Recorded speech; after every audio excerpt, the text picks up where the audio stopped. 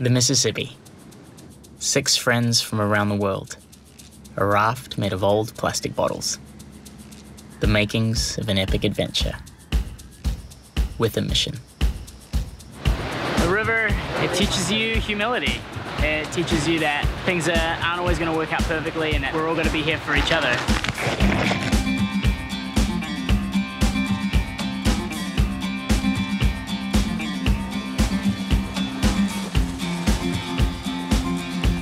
The Mississippi is one of the longest rivers in the world, and now one of the most polluted. Me and my friends wanted to see if it was possible to travel its 2,300-mile length on the same trash that spoils it, to prove that our everyday rubbish can be turned to other uses. We constructed a raft from 800 plastic bottles and other reclaimed materials. We were a small crew.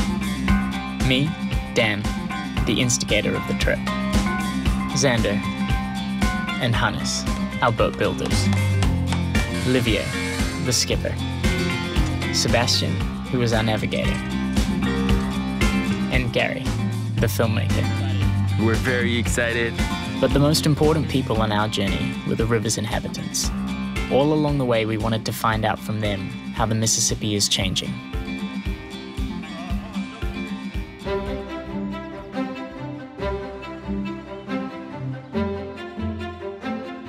The boat is in the water and we are about to sail it. We set off to catch the trade winds. 50 days, we reckoned, from source to sea.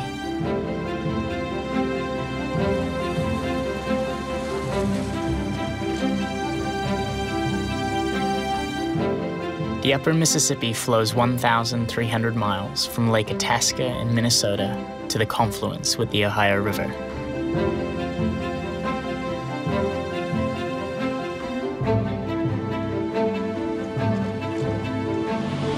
This is the first barge that we've ever seen on the Mississippi River. Man, it's great wind straight from behind us, so it's a pretty perfect day right as we hit Lake Pepin.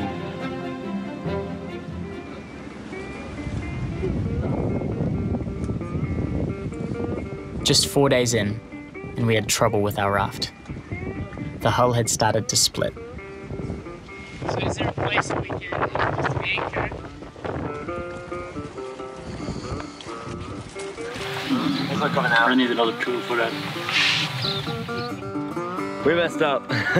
We're chopping apart some pallets, you know, with last minute boat repairs and hammer breaks. Xander meets hammer loses. We reinforced the front of the boat and were soon on our way.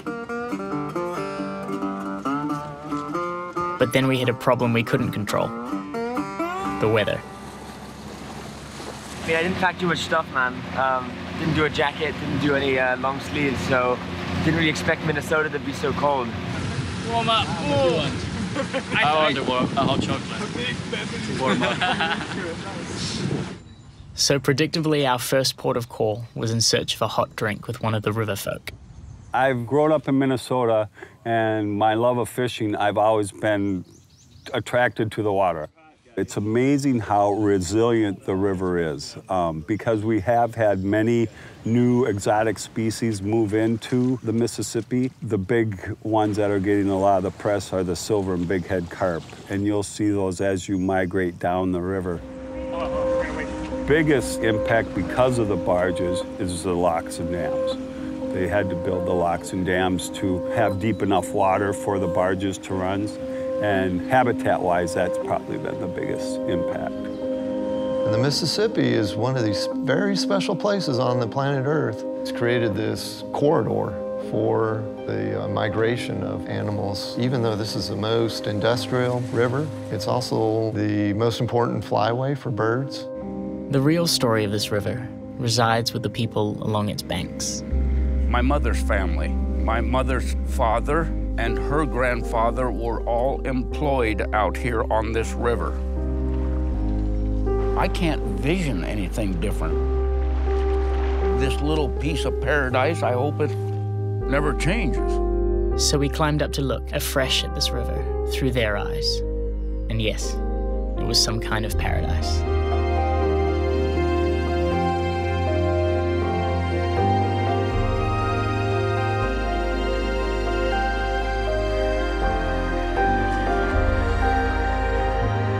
We return to our raft with a new feeling of how little we are.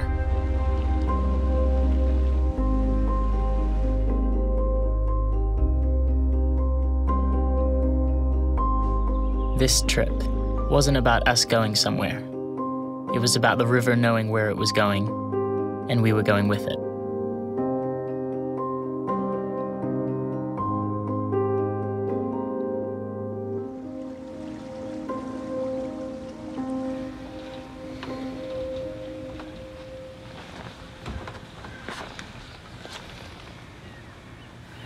Wow, dude, this is so disgusting. How does it feel waking Literally woke up, no idea. I look up and then there's all these different insects that are like slowly falling on me. It's just the grossest thing I've ever seen.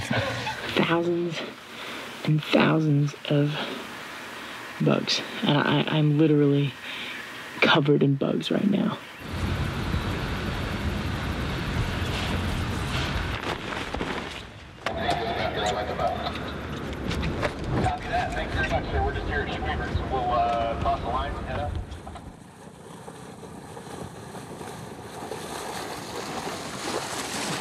We were like all high school kids, but when we read The Adventures of Huckleberry Finn, it was like, oh, okay, yeah, here's what we're gonna do.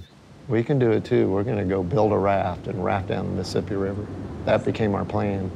After 2 weeks, we pushed off and we sailed into a storm. You know, we were doing okay, just getting into the current and getting the feel of things. We didn't know any better what it should feel like, you know. And it was cool, we were just floating along, and then the storm hit. It just slammed us right across the channel into the shore, into these marshes. The captain was screaming. We had no control of this.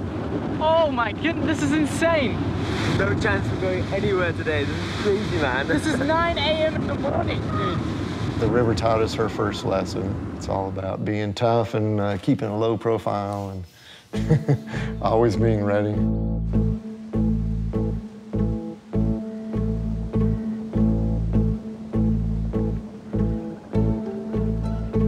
Our motor cut out, and we are very fortunate to be in a part of the Mississippi River where there are a lot of people who can help us. The river, it teaches you humility. It teaches you that things aren't always going to work out perfectly and that we're all going to be here for each other. Every boater is going to have a problem at some point, and there are going to be other people who are there to help them. One of the things that changed my life significantly, the river angels along the way, the people that helped me out.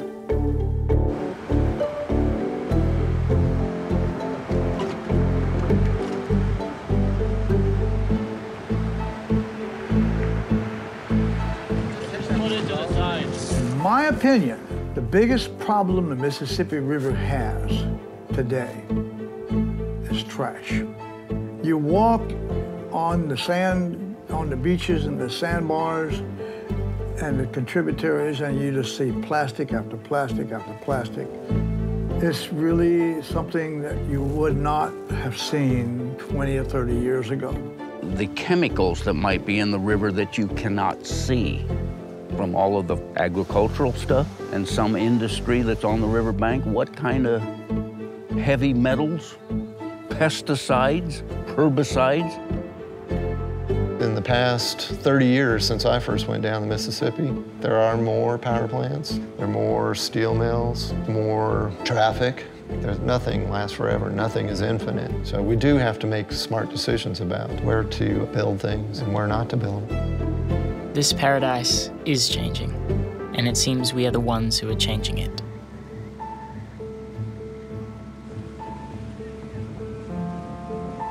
We were given this microplastic netting, which we then anchor up in the river, do a float test for the current and the speed of the river. Stop. Put it out for around 5 minutes, and we do 3 tests at each location.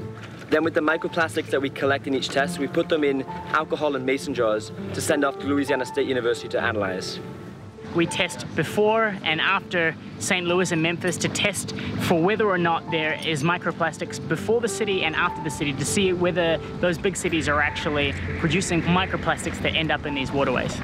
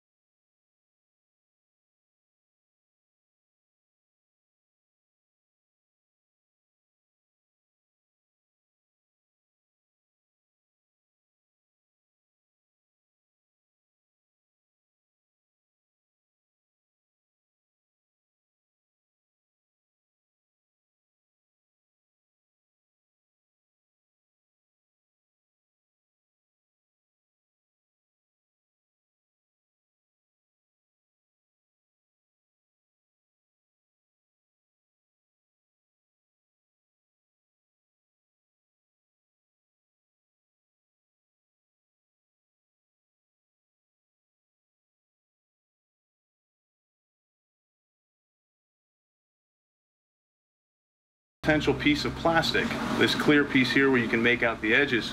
Now, any animal that feeds on this copepod could potentially confuse this potential plastic piece with a copepod.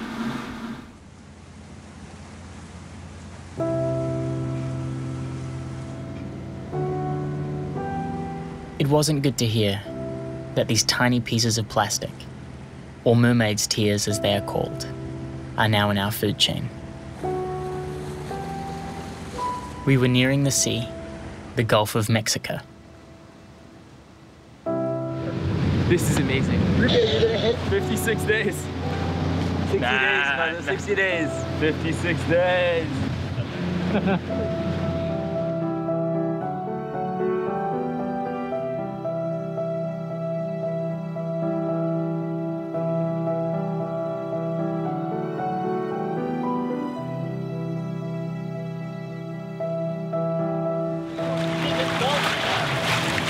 Yeah, that's salty. Woohoo!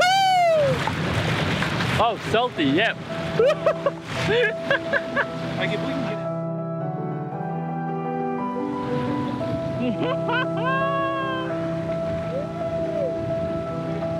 Yes! Oh my goodness! This is amazing! We knew we'd experience this day only once. The repurposed plastic and reclaimed wood had made it, over 2,000 miles. This journey on trash was more than a trip down a river for us. We were small, but we were no longer insignificant. We now knew we had a responsibility beyond ourselves.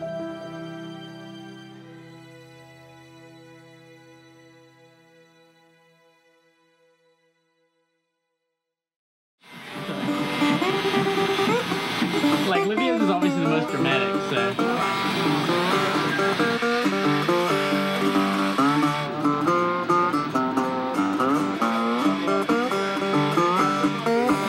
too blonde. So how did y'all keep from cooking out there?